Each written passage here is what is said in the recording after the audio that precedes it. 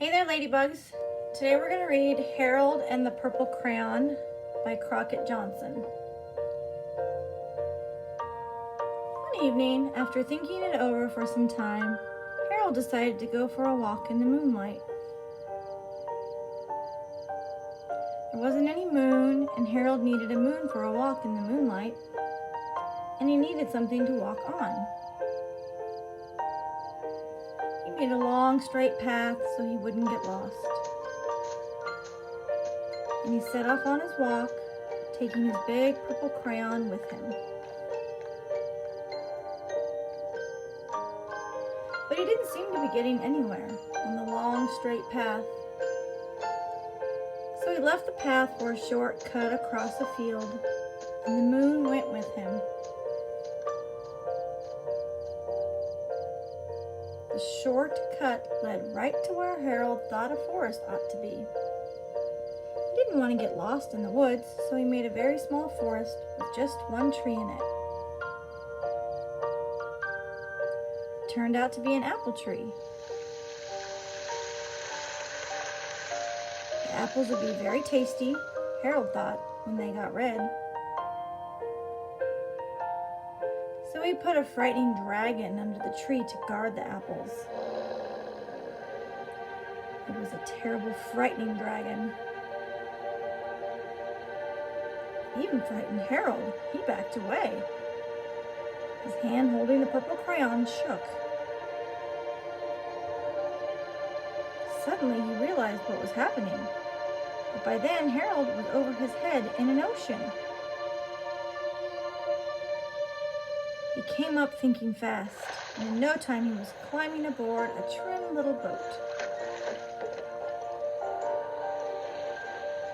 He quickly set sail, and the moon sailed along with him. After he sailed long enough, Harold made land without much trouble. He stepped ashore on the beach, wondering where he was. The sandy beach reminded Harold of picnics, and he thought of picnics made him hungry.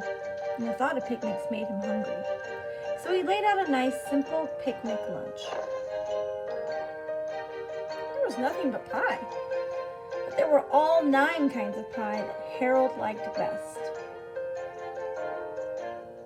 When Harold finished his picnic, there was quite a lot left. He hated to see so much delicious pie go to waste. Left a very hungry moose and a deserving porcupine to finish it up. And off he went looking for a hill to climb to see where he was. Harold knew that the higher up he went, the farther he could see. So he decided to make the hill into a mountain. If he went high enough, he thought he could see the window of his bedroom. He was tired and he felt he ought to be getting to bed. He hoped he could see his bedroom window from the top of the mountain. But as he looked down over the other side, he slipped. And there wasn't any other side of the mountain. He was falling in thin air. But luckily, he kept his wits and his purple crayon. He made a balloon, and he grabbed onto it. And he made a basket under the balloon big enough to stand in. He had a fine view from the balloon, but he couldn't see his window. He couldn't even see a house. So he made a house with windows. He landed the balloon on the grass in the front yard. None of the windows was his window. He tried to think where his window ought to be. He made some more windows.